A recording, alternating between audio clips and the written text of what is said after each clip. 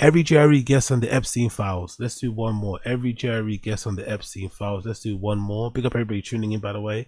Big up American Redacts, another American Redact one. Big up everybody in the stream chat. Slash a like button, please. Hit subscribe. Become a member if you can also. Here's a deeper point, man. I don't mean to do this every time I'm on, but you have such a crazy power that if you're not careful, folks from deep, dark wells of perspective are going to infiltrate your shit because people are going to like try to exploit you. That's the main thing, is like people recognizing what you are, who have political agendas, will infiltrate your shit and then start blowing out their radioactivity into the world, right? That's a fear. Like radium, like... All right, so now that people have had a few days to digest the millions of emails and documents linked to Jeffrey Epstein, it's now starting to appear that Joe Rogan's had a lot of people on his show that are now confirmed to have been closely linked to the predator and criminal himself, which has definitely left a lot of people scratching their heads. I mean, it's one thing to have maybe one or two guys linked to Epstein on his show, but when you realize that Joe Rogan's platformed more than 9 different people and counting at this point, who were named in the files sometimes thousands of different times, it all certainly raises more than a few questions. And it's not like anyone's accusing Joe Rogan of secretly going to Epstein's island or anything, but the very fact that he's had so many of these weirdos on his podcast just proves how accurate Duncan Trussell was in the opening clip there.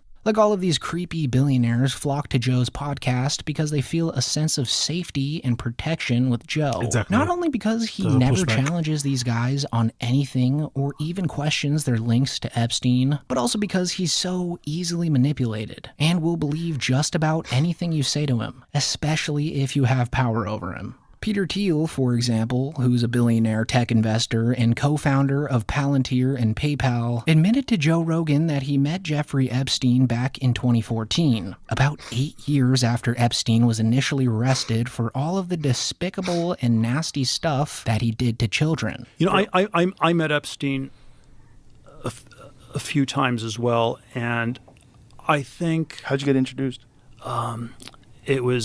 It was Reid Hoffman in Silicon Valley introduced us in 2014, but it was basically when you were introduced to him, how was he described to you? He was described as one of the smartest tax people in the world.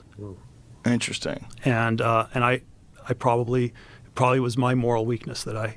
Well, how could you have known back then? He had never been arrested. No, this was 2014. It was post arrest. Oh, so his arrest was the first arrest, right? Yeah, which was like 2007, 08. Okay. Upon learning this, though, Rogan act like he doesn't know. Fucking hell. Rogan doesn't even think twice before making excuses for Thiel, saying that he knows a lot of people who were tricked by Epstein, instantly letting Thiel off the hook. But I thought he always had good judgment in people. When the shit went down and Epstein gets arrested for the second time, where you're like, oh, well, there you go. Because it can't be two things at the same time, right? It can't be all these people are the smartest people in the world, and all these people also got tricked by the person that wasn't the smartest person in the world. Because everyone says the same thing, right? Everyone says he wasn't that remarkable when it comes to his intelligence in terms of taxes and whatever else, it may be accounting. He wasn't that really, whatever. So they all got duped by a guy who intellectually wasn't that bright or wasn't as smart as the people that he was duping. But the people that he was duping make it seem like they were duped. Or no, they made it seem like they were only talking to him about intelligent things. So you're super intelligent, you're extremely perceptive, but you weren't able to see without having to read an article. Because sometimes in life, because they're all making it seem like they didn't read the articles, the news wasn't a widely known thing as it is now. But surely using your eyes and ears, you'd be able to understand and perceive if somebody around you was a bit of a dodgy person. It wouldn't take too long to realize that. It wouldn't take long to realize somebody that you're hanging out with is into some dark arts, as Thiel would say, is into nefarious things, or is a nefarious person. You don't need an article to tell you this, So I don't know. Are these people as smart as they think they are? Was Epstein did they maybe underestimate him? Are they trying to make excuses? Which is probably yes. I've thought about it. I thought a lot about it as a result. Yeah. Yeah, I'm sure. Jesus Christ. Well, he tricked a lot of people. I know a lot of people that met that guy. So that right there is the very reason why so many of these elites just love going on Joe's podcast. Because Joe's best friends with whoever's across the table with him that day. And he was probably so starstruck by Thiel and his connections that he never even thought to second guess the guy on his relationships with Jeffrey Epstein. Now that the files are out though, it seems pretty clear that Thiel was a lot closer to Epstein than he led Joe on to believe. I mean, there's a bunch of back and forth emails between them about having dinners together in various places, and there's even one where Thiel suggests meeting him on a quote-unquote island, which could very well be the island, if you know what I mean.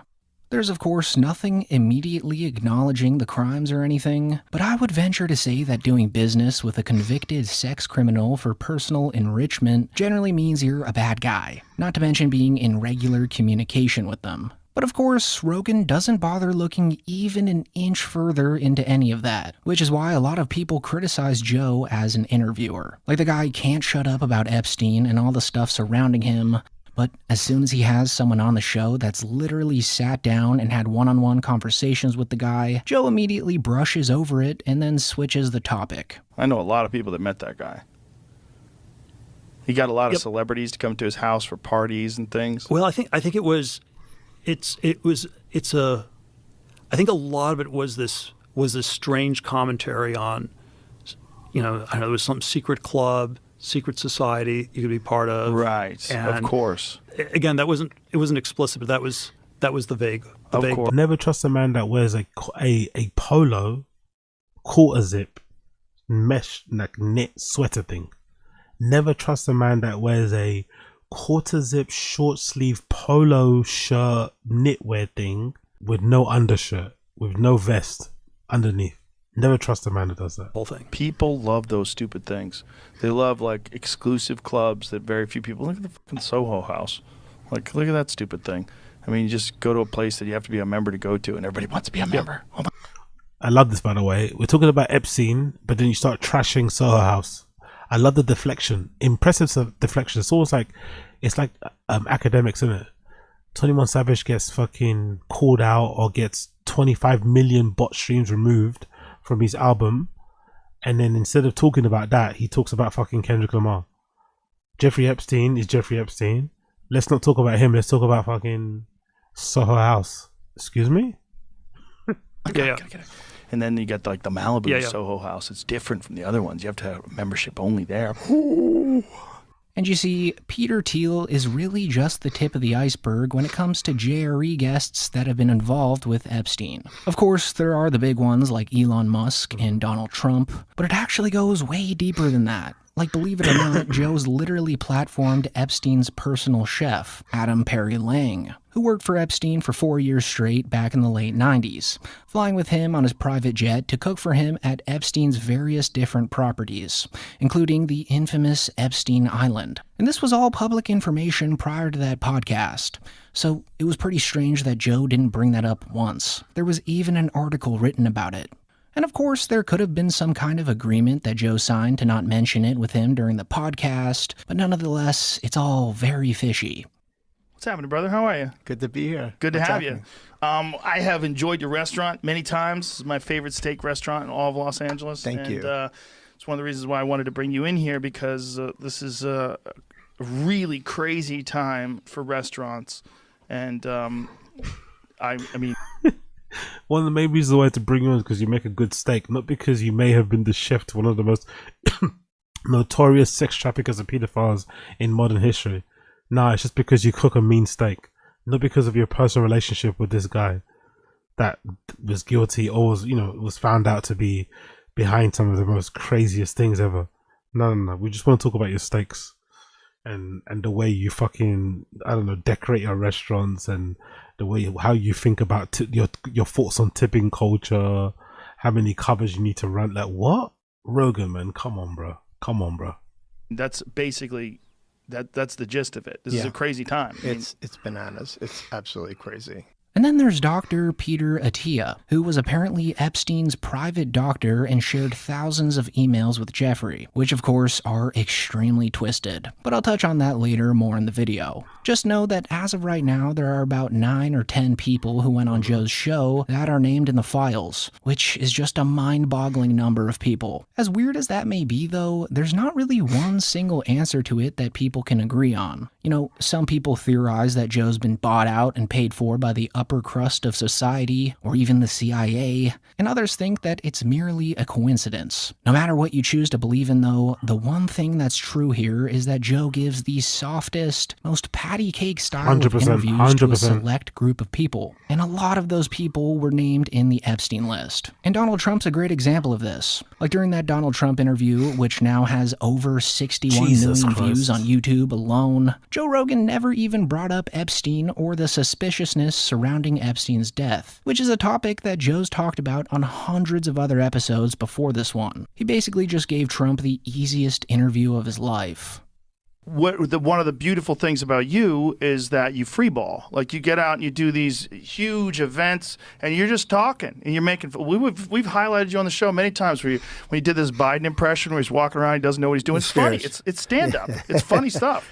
But it's like you and you were making fun of Elon one time. You were doing an Elon impression. It's great. You have like comedic instincts. Like when you said to Hillary, "You'd be in jail." Like that's great timing. And I think it's funny. You need at least the attitude of a comedian when you're doing this business. This is a very dangerous business, first of all. It's a very tough business. It's the most dangerous business. It's the most, well, for a job? Yes. So the softball interview basically greenlit all of the cronies to go on Joe's show, as Joe's spine basically disappears whenever someone in the Trump administration appears on the show. Like a couple of short months after that Trump podcast, Joe had Kash Patel on, where he let Kash basically lie to his face and his millions of listeners about everything having to do with the Epstein files and Epstein's suspicious death. Elon and Trump seem to be in a bit of a spat, Joe. You want to check the tweet that Elon just put out a little bit ago? Time to drop the really big bomb. Donald Trump is in the Epstein files. That's the real reason they have not been made public. Have a nice day. Jesus Christ. It's kind of crazy how fast we moved by this, isn't it? And how quickly Elon just went back to being Trump's friend again. Isn't it? It's kind of crazy. You called him out for being a rapist, essentially. No, for being a PDF, right? Allegedly. You called him out for being a PDF, but then he quickly moved past this so fucking quickly and tried to be his friend again. It's like, huh? I'm not participating in any of that conversation What between is he? Elon Have a and Trump. nice day, DJD. Someone should take his phone away. They're going back and forth about different things. And Yeah. How does he know? Does he know that Donald Trump is in the Epstein files? Or does he have access to the Epstein? Look how, I never noticed it already. Look how angry Rogan got. I never noticed this when it first happened, innit? He looks really annoyed, innit? At the time, I never noticed it, but look how annoyed Rogan gets when he reads this. He's almost like, he's really pissed off, almost like he's Trump. A nice day, DJD. Someone should take his phone away. they're going back and forth take his about phone different away. things. And Yeah. How does he know? Does he know that Donald Trump is in the Epstein Look at his face. How does he know that? files? Or does he have access to the Epstein files? I don't know how he would, but I'm just staying out of the Trump Elon thing. That's way outside What my the lane. fuck are they doing? I know my lane, and that ain't it. I just don't. What did you think before you got in office? Did you think that Epstein was murdered? No. No suspicion at all of it? There's just no way that you could have run an op and had people go into that cell and not have any video of it and not have any people come out and say, hey, yeah, I saw that guy. He shouldn't have been there, the guard or this guy. There's just no access points into places like this in the detention center he was in, which I've been in. And no, Kash Patel was not named in the files, but he's directly responsible for the delay of their release. And he literally lied under oath about their existence late last year, which is now making millions of people online call for his arrest. Powerful bunch. Yo, big up. Kash Patel. You lied to the American people and perjured yourself in court. I'll see you in Valhalla, brother. Exactly. Big up Posadas. He's brilliant. I was seeing that, honestly. Such a fucking tryhard, man. What do you call that person? I know there's coconuts and bananas and shit, but what do you call the kind of guy that Kash Patel is? that excessive need to kind of prove or to kind of demonstrate that you're like one of the lads, one of the white guys, you know? It's a bit, even the lingo that he uses, like, I'll see you about hello, brother. I was like, shut up. Your name's Kash Patel. Chill the fuck out, man. Like, what? That's beyond being a coconut, isn't it? When you use certain type of language and lingo to try and, like, you know, get closer with your white brethren and stuff. It's like so cringe. But yeah, big up Aziz. Did Epstein traffic these young women too, besides himself? Himself. There is no credible information. None. If there were, I would bring the case yesterday that he trafficked to other individuals. And the information we have, again, is limited. So the answer is no one? For the information that we have. So Kash Patel is Trump's personal shoe shiner. And of course, he manipulated Joe into believing everything he said about the Epstein files and Epstein's death. And just to be clear, Patel isn't in the files, but this just shows you why a bunch of these fishy, mega-rich guys feel safe going on to Joe's podcast. One guest that did entertain Joe's theories around Jeffrey Epstein's death, though, was none other than Barry Weiss, who is a New York Times opinion writer turned independent commentator and is married to a woman who was just named in the Epstein files. Nellie Knowles, mate. What's her name? Nellie Bowles. Nellie Bowles, man. She single-handedly brought down Jordan Peterson, man. What was that thing about? What was that phrase Jordan Peterson said that was like a psychological term? That sounded kind of sketchy, and she kind of really ran home with it. But I think her hit piece is what brought down Jordan Peterson. Weirdly enough, Barry Weiss's wife hit piece on Jordan Peterson's what brought him down. I forgot the term. I would Google it, but I can't be bothered. But yeah, interesting little subplot. Nellie Bowles played a role in being one of the dominoes that fell that led to Jordan Peterson going down, or ending up the way he is. Bowles, who actually went back and forth with Epstein and seemingly met up with him a bunch of times, accompanied by Barry Weiss. And so when Joe brings up Epstein's death, she seems to entertain the conspiracy theory a little, but then quickly makes it seem not even that important. She even admits to knowing a bunch of people who hung out with Epstein when he was alive, saying that everyone knew about his crimes and didn't do anything about it, which of course just flies right over Joe's shiny bald head. Can we just agree that he was murdered? He If you had all your chips on the table, yes. Like Barry, you got to go all in. What are you going to do? There are too many coincidences to make it plausible that Jeffrey Epstein. No one knows. No one knows that. But what people knew, meaning someone must know. But what I was going to say is I've talked to enough people that knew him, met him, went to parties at his house, and said everyone knew this about him. It was like a Harvey Weinstein thing. Right. In the sense of the young women. Yeah. Yeah. Or in the sense that everyone knew about Bill Cosby that came into contact with him. There were things that were just agreed to never speak about. It's it's just absolutely sick. I was when the story broke about him hanging himself, I was obsessed for a few days, but then I had to move on to other things. Of course. The world is a big place. That's what they're hoping. They love that, and they want you to move on so quickly, don't they?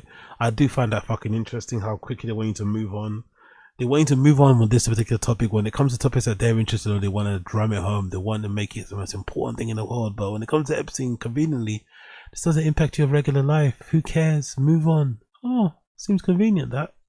Getting beaten in the streets. Yeah, but it's also there actually are things that are more important to me than the story of Jeffrey Epstein. Right. And I hope that there's some investigative journalist. No, he's terrified of addressing any of it.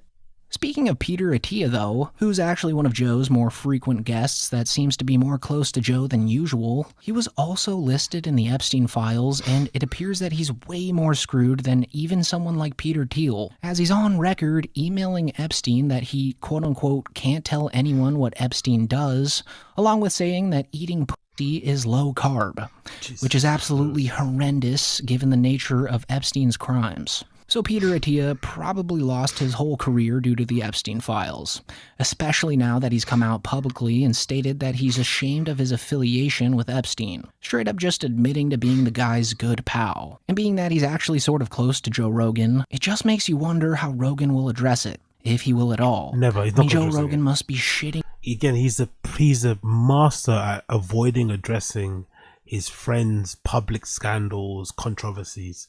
He's really good at it. He got a good practice from Brian Callen. People forget, man.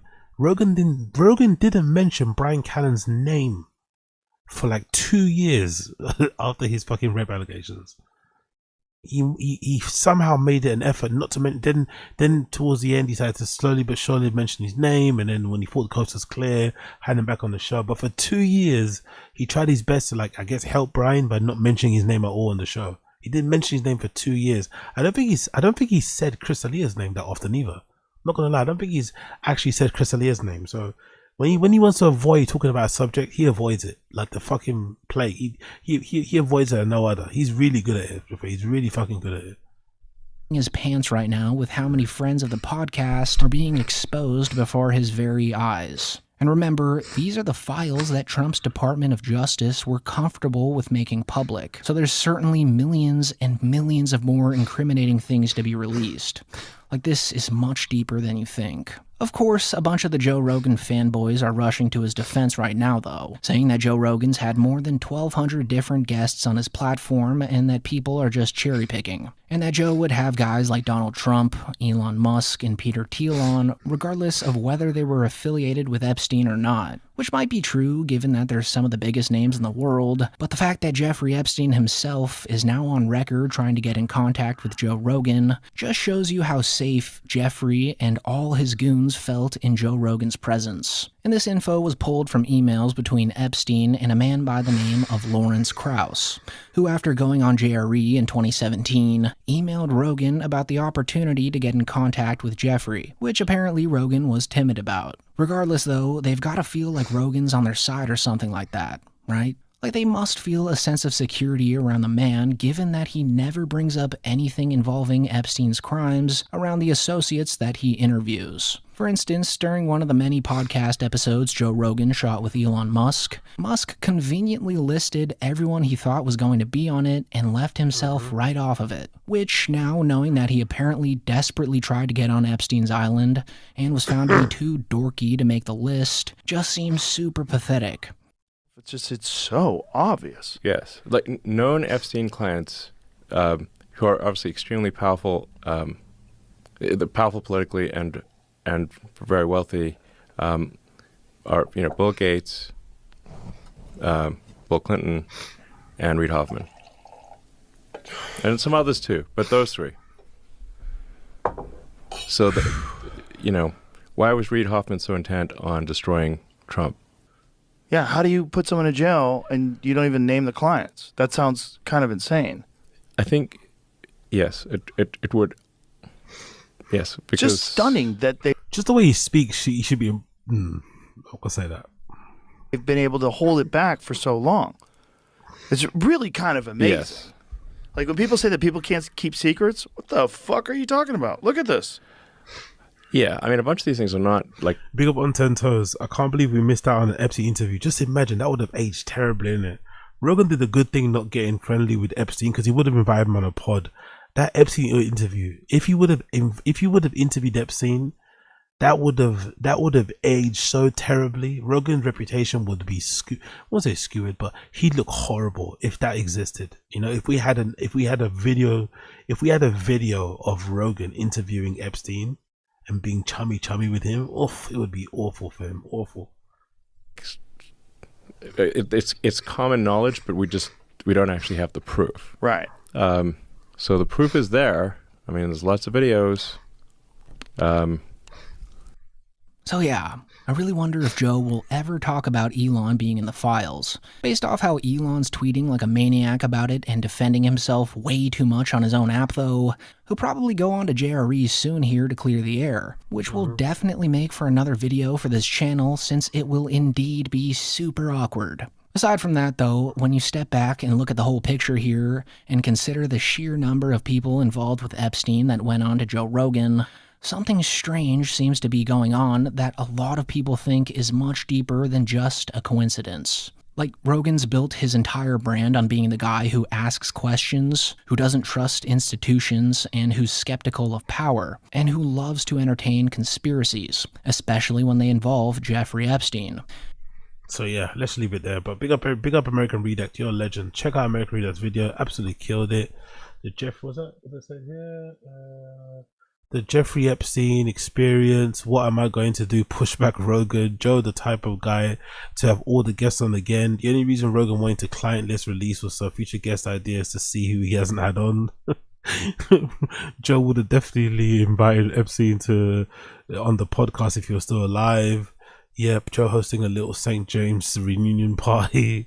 All the pedophiles are discussing pieces of garbage along with anyone associated with them. Thiel is Rogan's boss. A PhD, boring. Have you been online today? It's not even a podcast anymore. It's a pedcast. It's hilarious, by the way. I love that. It's a pedcast. It's fucking hilarious. I fucking love that.